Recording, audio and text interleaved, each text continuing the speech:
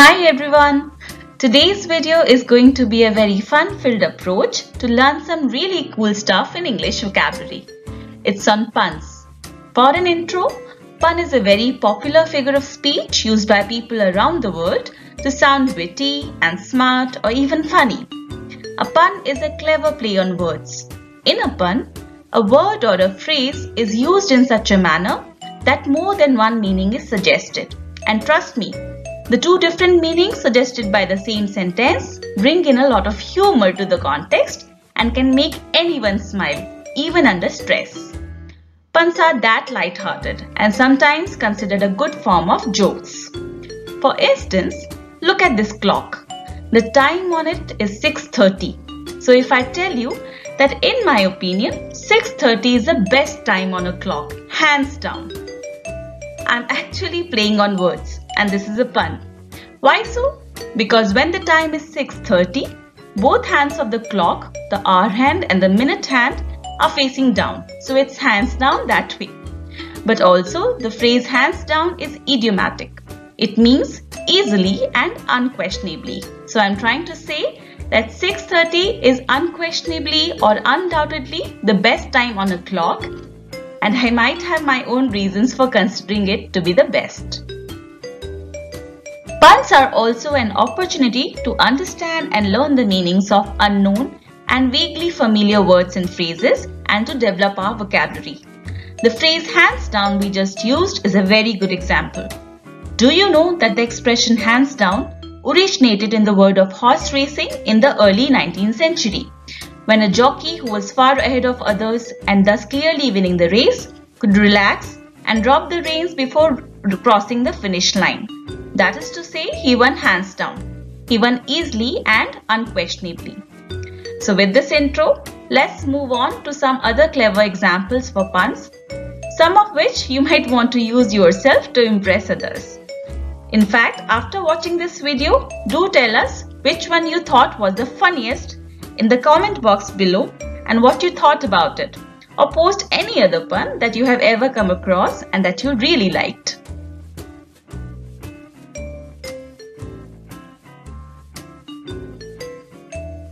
A pun may use different meanings of similar sounding words called homophones. Let's look at the following sentence. A cat ate some cheese and waited for a mouse with bated breath. This pun exploits the difference between two similar sounding words, baited and baited. A bait is a food to entice animals as prey, like the one you attach to a fishing rod. So when the cat ate cheese, its breath got baited. It reeked of cheese, and the smell of cheese as bait entices a mouse, that we all know. The usual expression, however, is bated breath. The word baited means in great suspense, very anxiously or excitedly.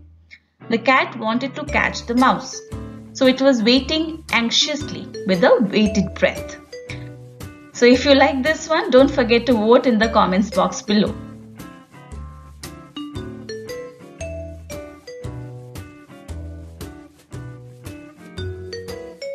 Okay, a pun may also use multiple meanings of two words which have the same spelling and pronunciation. They are called homonyms. So for instance, I stayed up all night to see where the sun went. Then it dawned on me. After night, there comes the dawn, the time when there is the first appearance of light in the sky as the sun rises. So it dawned on me that way. But the word dawned also means to realize or understand something. When something becomes evident to our mind, we say it has dawned on us. And since I was trying to figure out where the sun went, it became evident to my mind.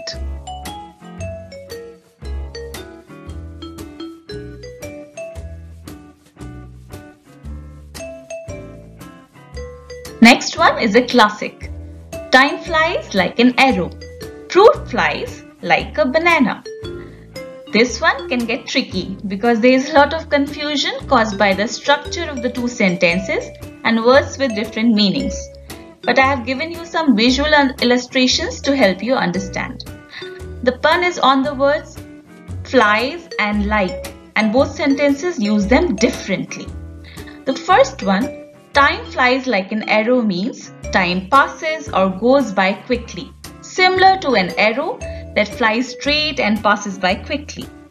However, the second sentence, fruit flies like a banana, means that fruit flies, which are little insects that hover over fruits, like or enjoy a banana.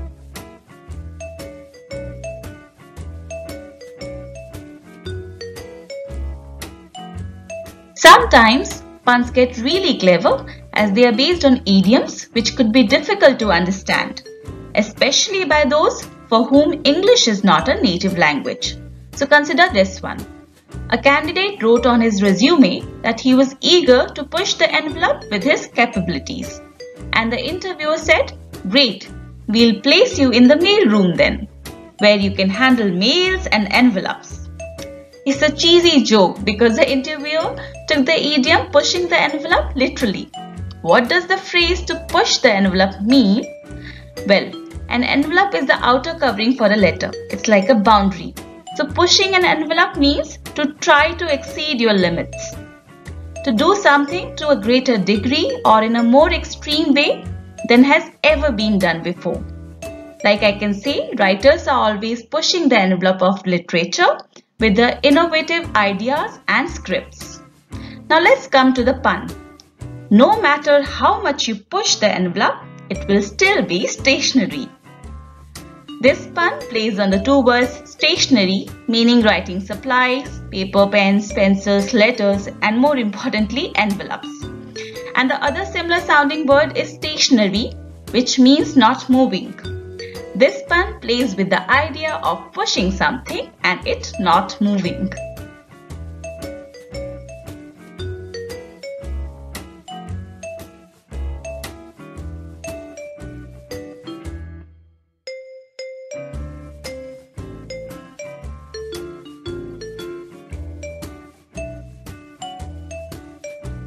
A soldier who survived mustard gas and pepper spray is now a seasoned veteran. Look at this picture of a soldier saying, "I have served my country in the army for 15 long years." That makes him a veteran, a person who has had a long experience in a particular field. The pun, however, is a clever play on the word seasoned.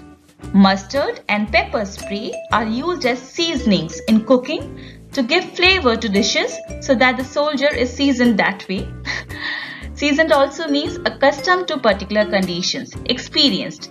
And since the soldier has a long experience behind him, he is a veteran, we can rightly call him seasoned.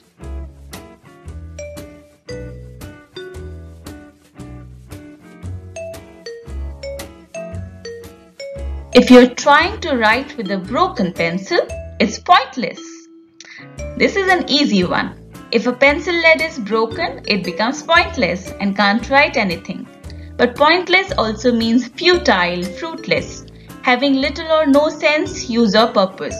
And howsoever much you try, you won't be able to write anything with a broken pencil. So that effort is pointless.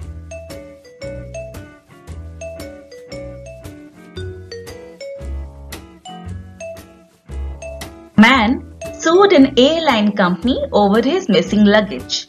Sadly, he lost his case.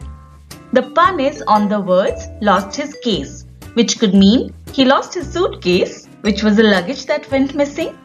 But suing someone would mean taking that party to a court.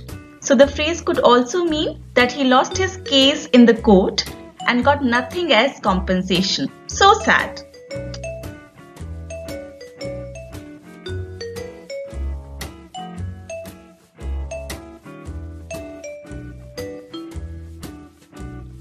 Next one is, my fear of moving stairs is escalating.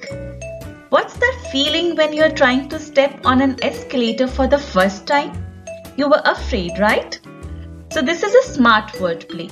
Moving stairs is what you call escalators. They are automated. And the verb escalating means increasing rapidly or becoming more intense or severe. So to rephrase the sentence, my fear of escalators is becoming more intense.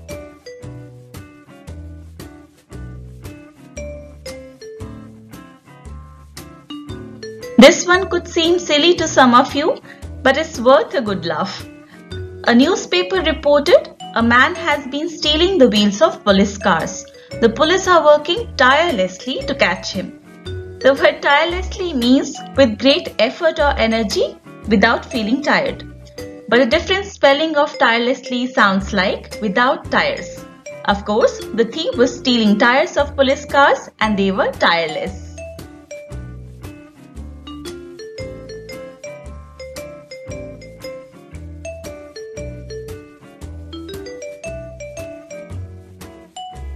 A prisoner's favorite punctuation mark is the period. It marks the end of his sentence. Everybody knows what's a period. It's a punctuation mark, also known as full stop, which comes at the end of a sentence. But in the language of prisoners, the word sentence also means punishment for an offense when found guilty by a court. So the phrase end of a sentence means the prisoner is going to be released, and any prisoner would be happy when he is about to be released. That makes period his favorite punctuation mark because the period indicated to him the end of his sentence. Clever, huh?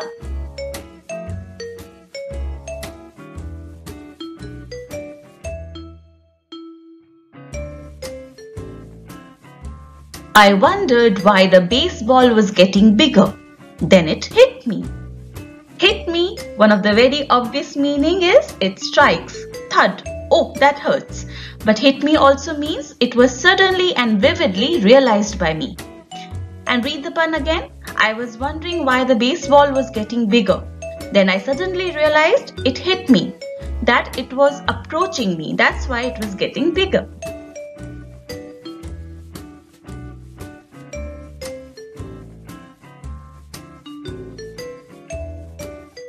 Red is like the sun. It rises in the east and sets in the west.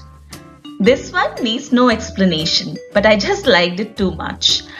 The play is on the words east and east. While sun rises in the east, a bread rises because of the ingredient yeast, which is added at the time of making dough. The play is also on the words west and waist, which sound similar, but not exactly. The sun sets in the west and bread sets in your waist and makes it look like that. That pic is indeed funny.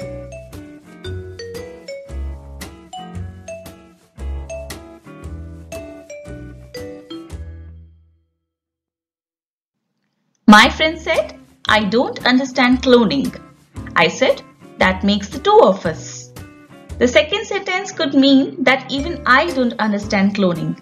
But it also has the meaning of cloning hidden in it. The process of cloning makes two of us. It makes an identical copy of a living being.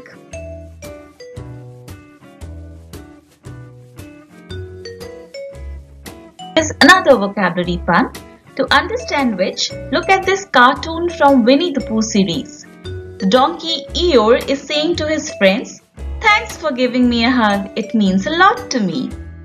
A usual expression when you are thanking someone, right?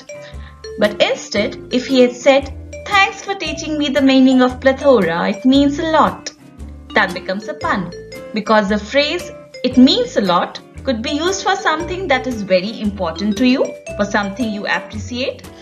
But then the word plethora also means a lot, a large or excessive amount of something, a lot of something.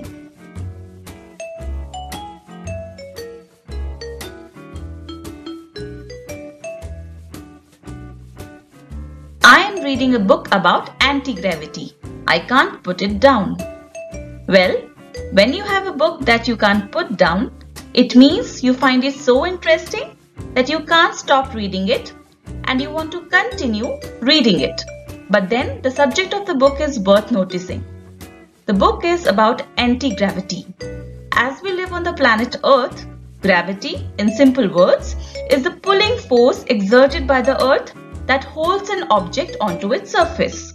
If there were anti-gravity, an opposing force, it would be impossible to keep an object down on a surface. The object would rather float upwards. So that's the pun in this context. The phrase "can't put it down" has two different meanings as we just discussed.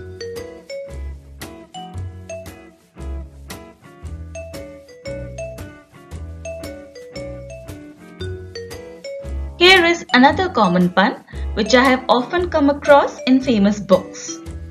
Is life worth living? It depends on the liver. This liver could be the person living the life in a specified way, or it could refer to an internal organ in your body which is responsible for various metabolic processes, purifying blood, etc. So this pun suggests that the answer to the question whether life is worth living or not depends on the perspective of the one who is living it. This witty wordplay also serves as a reminder that the health of the liver organ is of utmost importance in living a healthy life.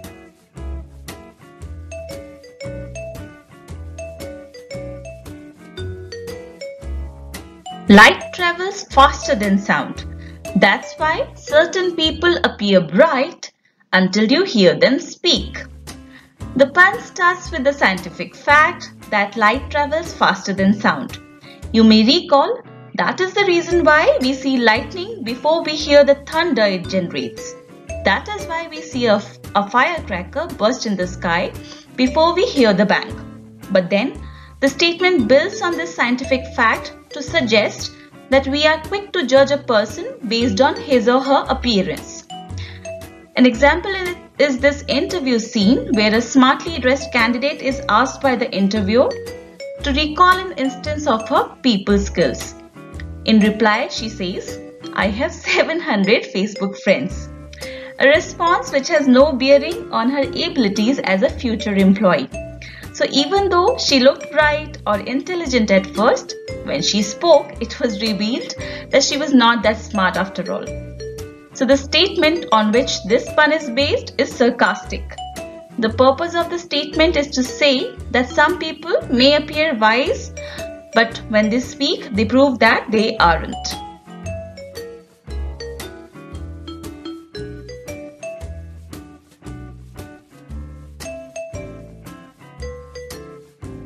I lost my job at the bank on my very first day. A woman asked me to check her balance, so I pushed her over. The pun is on the word balance. When the woman inquired about it, the intended meaning was bank balance, the available amount in one's bank account. But you know how new and inexperienced employees could be like. Assuming I was the newbie, I had no idea that balance could be a financial term, and I thought she meant the balance of the body. The stability, the body posture which enables it to remain upright and steady. And therefore, since she had asked me to check her balance, I pushed her over. This is actually very funny. Let me remind you that you can vote for the funniest pun in this video in the comment box below on the video page. Let's see which one gets the maximum votes.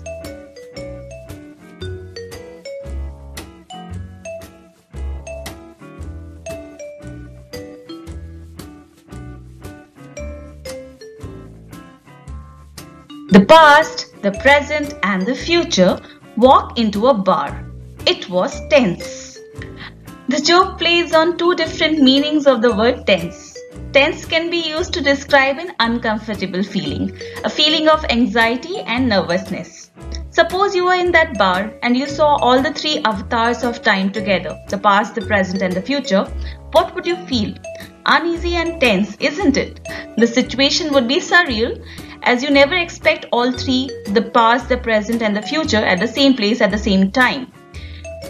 You would need to pinch yourself to ensure you were not dreaming. But then, tense is also a grammar topic which shows the time of the action in relation to the time of speaking.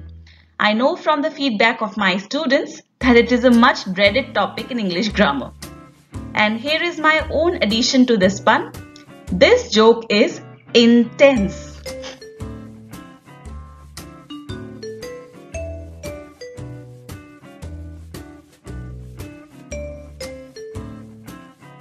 I put all my spare cash into an origami business. It folded. Well, folded is a common verb when you bend over something like a paper on itself so that one part of it covers another. Remember, making paper airplanes to shoot at each other in school? That art of paper folding is called origami. But then the word folded could also be used for an enterprise or organization when it ceases trading or operating as a result of financial problems. You have to shut down the business then.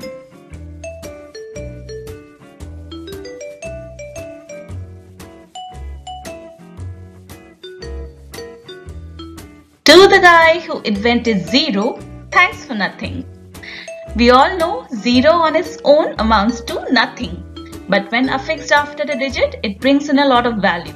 So when you use the word nothing, it might mean zero. And there could be two meanings attached to this statement. You could actually be thanking that person who invented this very important digit zero.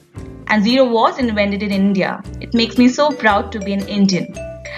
But let me rephrase the sentence a little bit to bring out the other meaning of the phrase thanks for nothing. When the kid saw a zero on his scorecard, he uttered, "To the guy who invented zero, thanks for nothing." A kid who got a zero on his report card can't feel happy about it. So thanks for nothing is an ironic phrase here. It is used as an expression of displeasure towards a person who has not provided what was wanted. Thanks for nothing.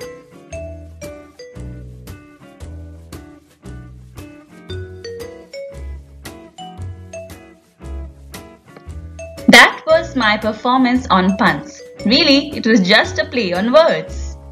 I could go on and on about puns, but a good artist like me knows where to draw the line. So the final pun is on the phrase to draw the line. Artists like painters literally draw lines and make sketches, right?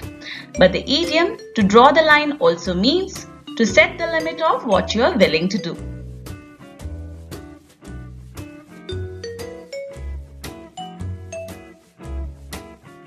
On our channel, you can find plenty of such useful videos related to vocabulary and grammar, wherein we have a similar fun-filled approach that makes the learning simpler.